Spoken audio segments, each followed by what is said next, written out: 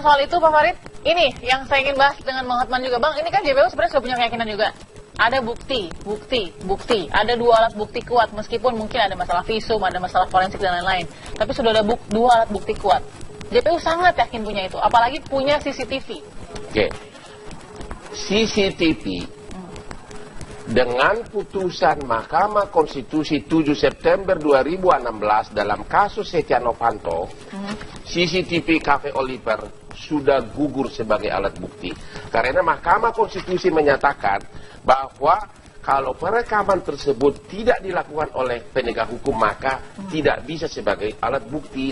Makanya saya gergetan terus, gemas saya lihat tim kuasa hukumnya Jessica. Kenapa ini nggak dibongkar? Karena begitu CCTV tidak sah, maka seluruh pendapat saksi ahli tentang gerakan-gerakan Jessica dalam persidangan tidak bisa lagi sebagai bukti. Bang Hotman ini serius loh kalau memang... Ini serius, ini udah ditulis di majalah Tempo segala. Kok kenapa ini? Makanya saya Otto Hasibuan sendiri terkejut baca putusan ini. Saya telepon dan rencana saya sama Otto hari Kamis mau konferensi pers tentang ini. Tapi karena Anda sebagai pembawa acara yang maha cantik, saya tidak bisa nolak, terpaksa saya buka gitu loh. Oke, gini Bang. Let's say itu dipakai.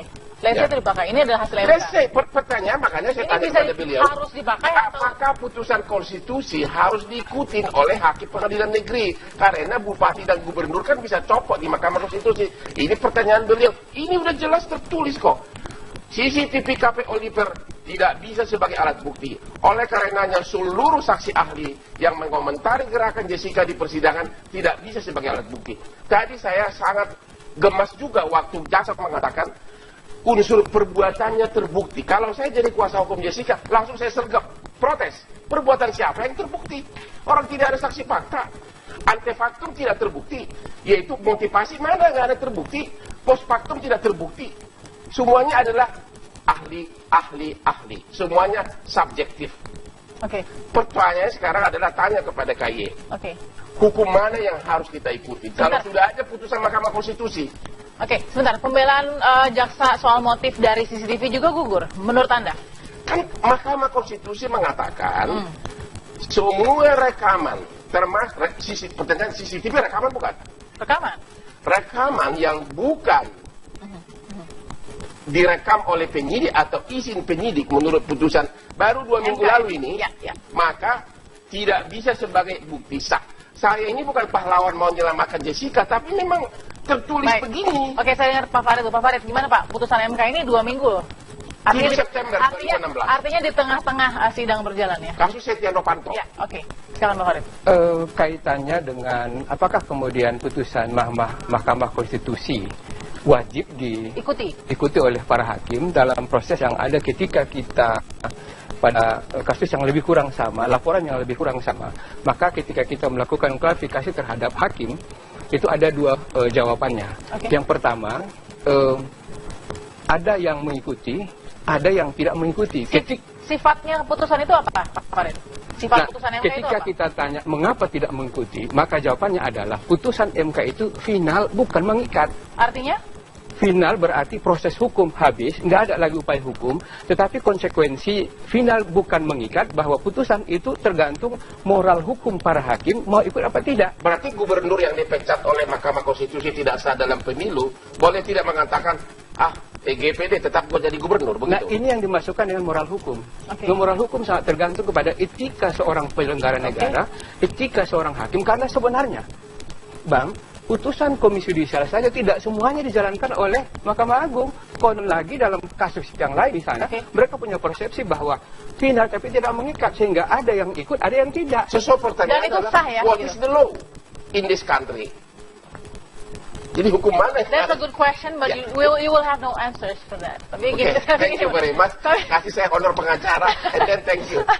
Tapi gini Bang, adalah sebuah pengungkapan yang menarik ketika Abang bawa ini. Iya. Karena kan jadi pertanyaan. Tapi tadi Pak Farid juga mengungkapkan final, tapi tidak mengikat. Artinya ini bisa diikuti atau tidak diikuti. Artinya faktanya maksud saya, para hakim kemudian memahamkan bahwa ketika final tidak mengikat, jadi boleh diikuti, tapi boleh juga diabaikan karena memang banyak kasus-kasus yang dilaporkan ke Komisi Yudisial pada konteks yang lebih kurang sama. Baik. Ketika ada putusan Mahkamah Konstitusi yang diabaikan oleh para hakim, begitu. sesaat lagi kita saksikan dulu kabar terkini pemirsa. Dan saat ini saya sudah bersama dengan kuasa hukum Jessica Kumala Wongso, Bang Oto Hasibuan. Selamat sore atau selamat siang Bang Oto. Ya, Bang Oto, ini kita sudah menghadirkan sejumlah saksi Bang Oto. Kabarnya ini merupakan hari terakhir bagi kuasa hukum untuk menghadirkan saksi ahli ataupun menghadirkan saksi fakta begitu ya. Dari keterangan yang disampaikan, katakanlah dari keterangan disampaikan Muzakir atau Pak Muzakir dalam persidangan kali ini, Bang Oto merasa sudah cukup puas, sudah cukupkah ini kira-kira bisa membebaskan Jessica dari tuduhan-tuduhan selama ini?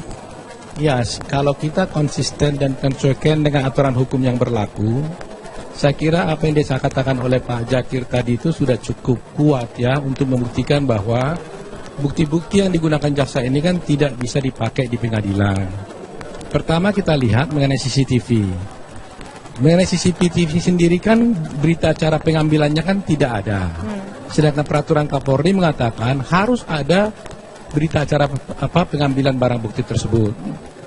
Kalau tidak ada berita acara pengambilannya, maka itu menjadi tidak sah dan tidak bisa digunakan sebagai alat bukti.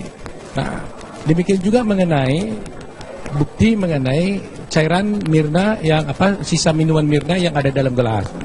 Kan katanya kan di sana itu ada cyanida, ya kan? Ternyata juga barang itu tidak ada berita acara pengambilannya. Nah, sehingga dengan mengacu pada peraturan Kapolri, kalau tidak ada berita acara pengambilannya, maka itu adalah tidak sah juga. Nah, yang ketiga, mengenai soal cairan-cairan di lambung, sampel yang ada di lambung, yaitu adalah liver, urin, dan sebagainya.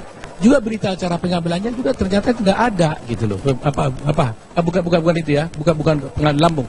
Cairan yang Mirna itu maksud saya tidak ada berita acaranya, gitu ya. Nah, kemudian ada lagi putusan Mahkamah Konstitusi yang menegaskan bahwa ternyata semua informasi elektronik itu tidak bisa digunakan sebagai alat bukti sepanjang tidak atas permintaan atau dilakukan oleh polisi, oleh penyidik. Jadi istilahnya gini, CCTV yang ada di rumah kita, karena itu dipasang bukan atas permintaan dan atas atau dilakukan oleh polisi sendiri, maka barang bukti CCTV itu tidak bisa dijadikan sebagai alat bukti. Nah, dengan demikian, apa yang kita lihat dan kita tonton selama ini ada CCTV, berarti itu tidak bisa dijadikan sebagai alat bukti. Gitu loh. Dengan itu tidak jadi alat bukti, kemudian juga berita acara pengambilan daripada cairan susu yang diminum Mirna itu, juga tidak ada berita acara pengambilannya, maka otomatis tidak ada lagi bukti-bukti yang menandakan adanya cyanida dalam tubuh korban itu. Ahli kan menerangkan tadi juga bahwa pembuktian itu harus jelas, pasti demi kepastian hukum karena diatur di dalam pasal 28D Undang-Undang Dasar 45, di mana negara wajib bertanggung jawab memastikan bahwa ada kepastian hukum pada warga negara itu.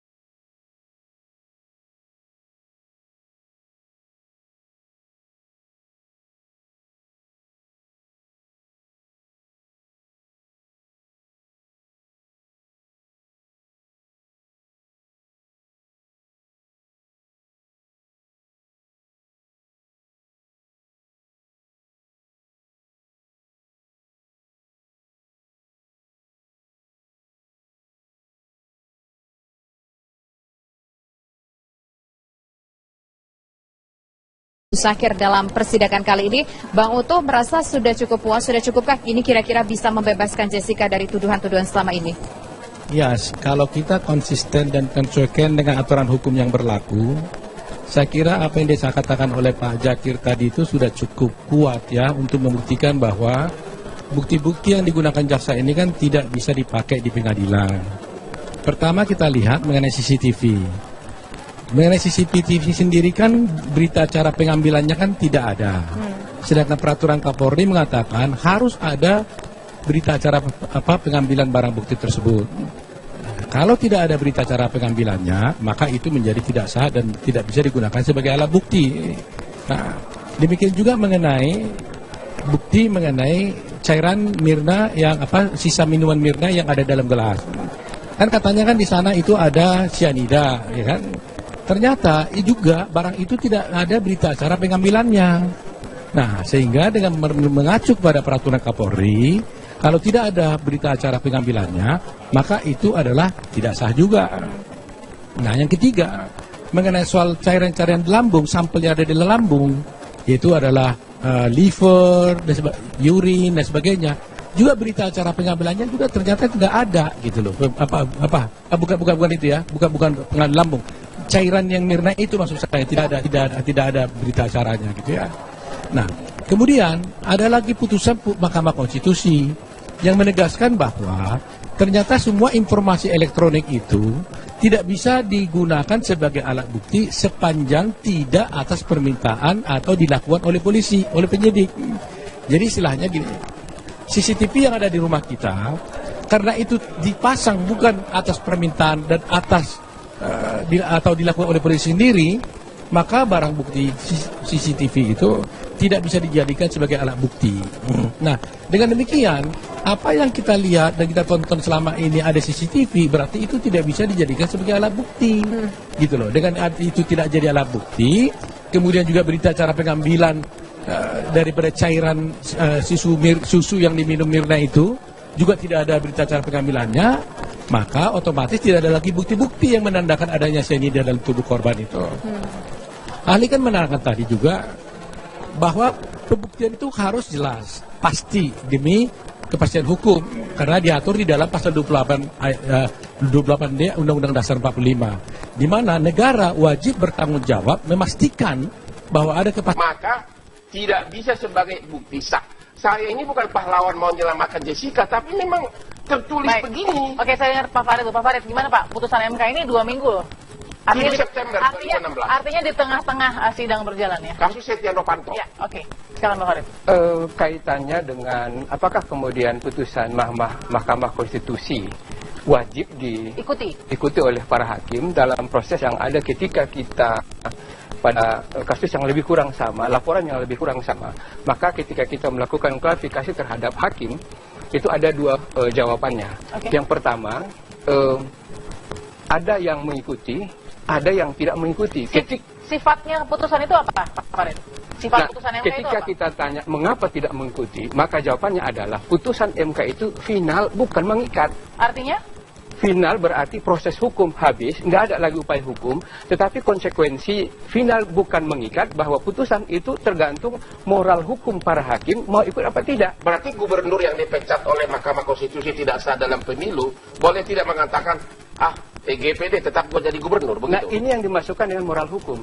Moral hukum sangat tergantung kepada etika seorang penyelenggara negara, etika seorang hakim, karena sebenarnya, Bang, putusan Komisi Yudisial saja tidak semuanya dijalankan oleh Mahkamah Agung. Konon lagi dalam kasus yang lain di sana, mereka punya persepsi bahwa final tapi tidak mengikat, sehingga ada yang ikut, ada yang tidak. Sesuai pertanyaan adalah, sah, ya? what is the law in this country?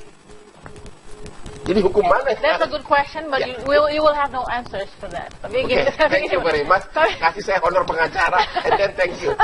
Tapi gini Bang, adalah sebuah pengungkapan yang menarik ketika Abang bawa ini. Iya. Karena kan jadi pertanyaan. Tapi tadi Pak Farid juga mengungkapkan final, tapi tidak mengikat. Artinya ini bisa diikuti atau tidak diikuti. Artinya faktanya maksud saya, para hakim kemudian memahamkan bahwa ketika final tidak mengikat, jadi boleh diikuti, tapi boleh juga diabaikan karena memang banyak kasus-kasus yang dilaporkan ke Komisi Yudisial pada konteks yang lebih kurang sama. Ketika ada putusan Mahkamah Konstitusi yang diabaikan oleh para hakim, begitu. Sesaat lagi kita saksikan dulu kabar terkini pemirsa.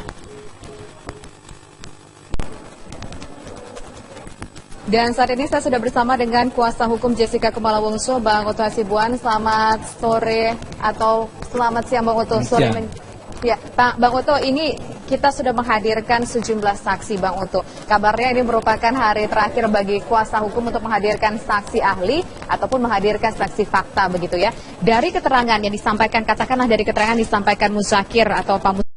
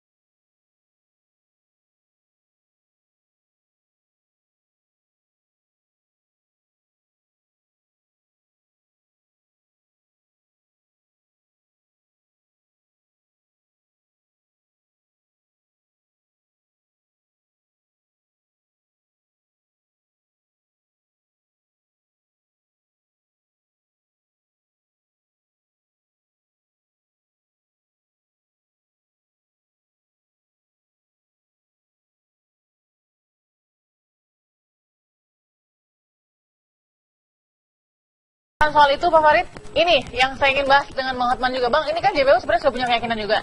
Ada bukti. Ada dua alat bukti kuat, meskipun mungkin ada masalah visum, ada masalah forensik dan lain-lain. Tapi sudah ada dua alat bukti kuat. JPU sangat yakin punya itu, apalagi punya CCTV. Oke. CCTV dengan putusan Mahkamah Konstitusi 7 September 2016 dalam kasus Setia Novanto, CCTV Cafe Oliver sudah gugur sebagai alat bukti.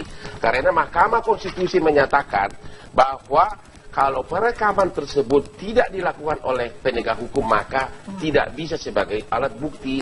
Makanya saya gergetan terus, gemas saya lihat tim kuasa hukumnya Jessica. Kenapa ini nggak dibongkar? Karena begitu CCTV tidak sah, maka seluruh pendapat saksi ahli tentang gerakan-gerakan Jessica dalam persidangan tidak bisa lagi sebagai bukti. Bang Oto ini serius loh kalau ini serius, ini udah ditulis di majalah Tempo segala. Kok kenapa ini? Makanya Oto Hasibuan sendiri terkejut baca putusan ini. Saya telepon dan rencana saya sama Oto hari Kamis mau konferensi pers tentang ini. Tapi karena Anda sebagai pembawa acara yang maha cantik, saya tidak bisa nolak, terpaksa saya buka gitu loh. Oke, gini Bang. Let's say itu dipakai. Let's say itu dipakai. Ini adalah hasil MK. Let's say, pertanyaan makanya saya Ini tanya bisa kepada beliau. harus dipakai atau Apakah putusan konstitusi harus diikutin oleh hakim pengadilan negeri? Karena bupati dan gubernur kan bisa copot di Mahkamah Konstitusi. Ini pertanyaan beliau. Ini udah jelas tertulis kok. CCTV KP Oliver tidak bisa sebagai alat bukti. Oleh karenanya seluruh saksi ahli yang mengomentari gerakan Jessica di persidangan tidak bisa sebagai alat bukti. Tadi saya sangat gemas juga waktu jaksa mengatakan unsur perbuatannya terbukti. Kalau saya jadi kuasa hukum Jessica, langsung saya sergap, protes. Perbuatan siapa yang terbukti? Orang tidak ada saksi fakta. Antefaktum tidak terbukti. Yaitu motivasi mana nggak ada terbukti. Post factum tidak terbukti. Semuanya adalah ahli. Semuanya subjektif. Oke. Pertanyaannya sekarang adalah tanya kepada KY. Oke. Hukum mana yang harus kita ikuti? Kalau Sebentar. sudah ada putusan Mahkamah Konstitusi. Oke, sebentar. Pembelaan jaksa soal motif dari CCTV juga gugur, menurut Anda? Kan Mahkamah Konstitusi mengatakan semua rekaman, termasuk pertanyaan CCTV rekaman bukan? Rekaman. Rekaman yang bukan direkam oleh penyidik atau izin penyidik menurut putusan baru 2 minggu lalu ini. Ya. Kasihan hukum pada warga negara itu.